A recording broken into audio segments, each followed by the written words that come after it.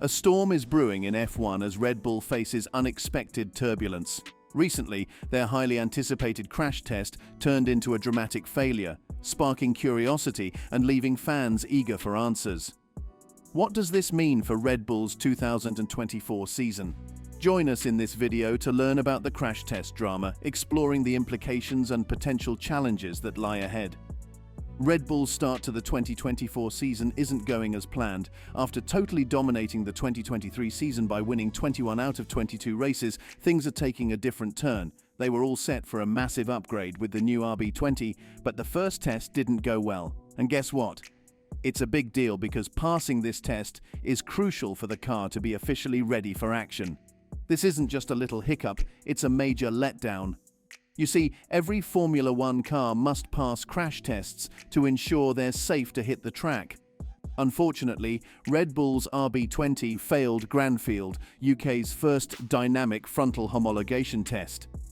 The car's front nose couldn't handle the impact, shattering into tiny pieces and, well, failing the whole test. Now, why is this such a big deal? For starters, passing these crash tests is like a green light for teams to go full throttle into the season. But for Red Bull, it's a red light, signaling a hiccup in their development plans. And the rest of the F1 grid, they're watching closely, hoping Red Bull might slip up and give them a chance to shine in 2024.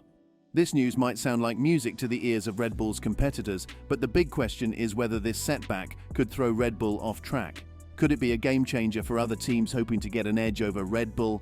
This crash test failure happened during the first attempt at testing the RB20 in Granfield, UK. With their successful RB19, Red Bull had the advantage of being one of the first teams to test their new car early. They probably thought it would be a smooth ride, but alas, the front nose of the RB20 didn't do its job well in absorbing the energy from the crash. How does a crash test work? The first test didn't just fail, it caused even more damage to the car's body. To further understand why this is such a big deal, let's dive into how a crash test works. Only two places in the world, Milan and Cranfield, have the right facilities for a proper crash test in Formula One. Now, crash tests aren't just a formality, they're crucial for ensuring the car's safety on the track. F1's crash tests are quite demanding because of the intense conditions these cars race in. The car's front wing faces a lot of pressure during races, setting a high standard that must be met. The test involves mounting the rest of the chassis onto a sled and ramming it straight into a wall. This intense simulation checks various parts like the car's front wing, steering column, and rear section, including a bulkhead test to ensure the fuel cell remains intact during a simulated crash. The conditions during this test mimic what could happen on the track with a crash speed of around 17 meters per second. The inspectors closely watch for specific outcomes. If the car abruptly stops or deforms excessively, it's considered a failure. And that's precisely what happened with Red Bull's RB20. The front wing of the RB20 couldn't absorb enough energy during the crash, leading to the failure. This is a meticulous process because most of the material used in F1 cars is carbon fiber. The inspectors need ample light to spot both tiny and significant deformations caused by the crash test. Why did the RB20 fail the crash test? Now, why did Red Bull's RB20 fail the crucial crash test, especially considering they had one of the most dominant cars in F1 history just a few months ago? Well, it all traces back to their previous powerhouse, the RB19. The development of the RB19 was halted in the middle of 2023 because it was smashing records and practically unbeatable. With no need for further investment in that version, Red Bull shifted gears and started focusing on the 2024 campaign.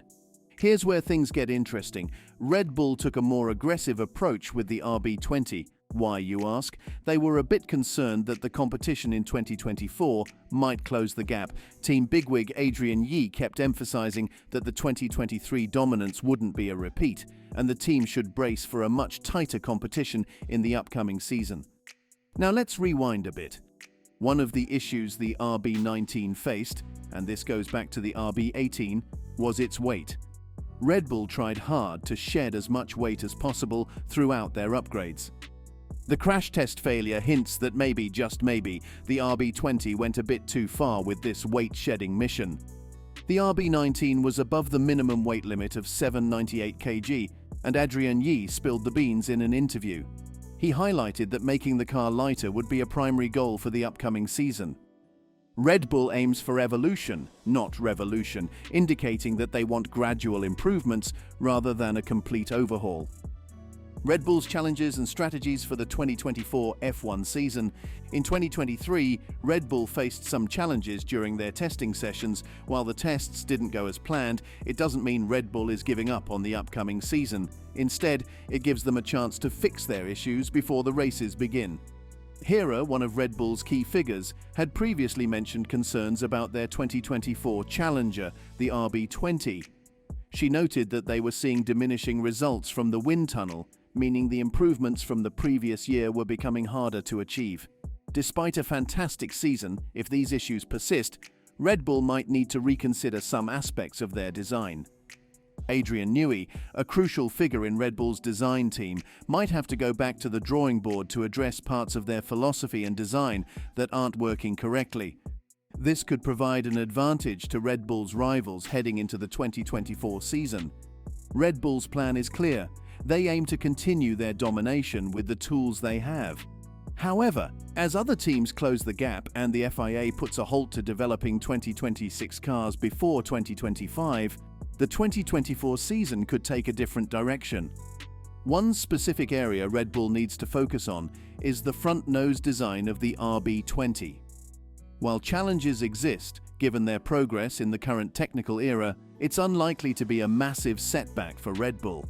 The team needs to analyze and adjust to remain competitive in the upcoming season. Red Bull's chief engineer Paul Monahan shed light on the upcoming changes to their Formula One car. He emphasized that the new car for the next season will be an evolution of the current one. He explained that discarding the current concept entirely wouldn't be wise, but progress is essential to stay competitive. Monahan expressed the need for continuous improvement. We need to be able to find lap time. The competition is right on our heels.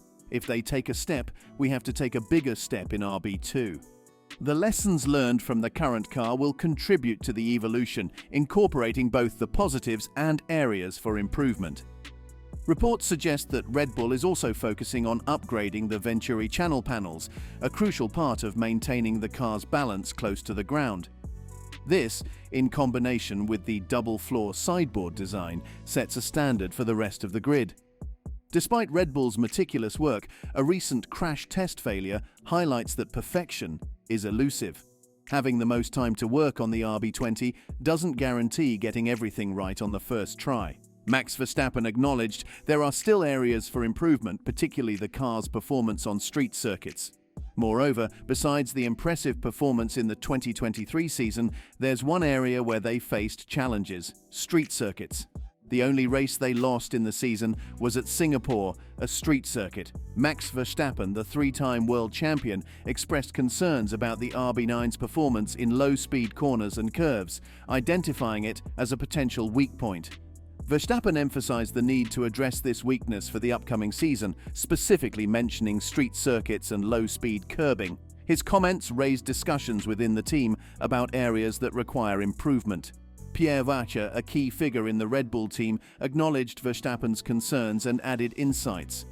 Vacher mentioned that the team sees the same weakness from a different perspective. He highlighted low-speed corners, especially 90-degree corners, as areas where they struggled, evident in qualifying at Baku and the challenging race in Singapore. Vacher admitted that Red Bull needs improvement in handling curbs and bumpy tracks, identifying it as another area requiring attention.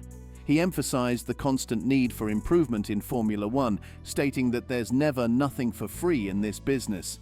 While Red Bull is often perceived as having built the perfect machinery, recent developments such as the crash test failure and comments from Verstappen and Vacher provide glimpses of areas that need refinement.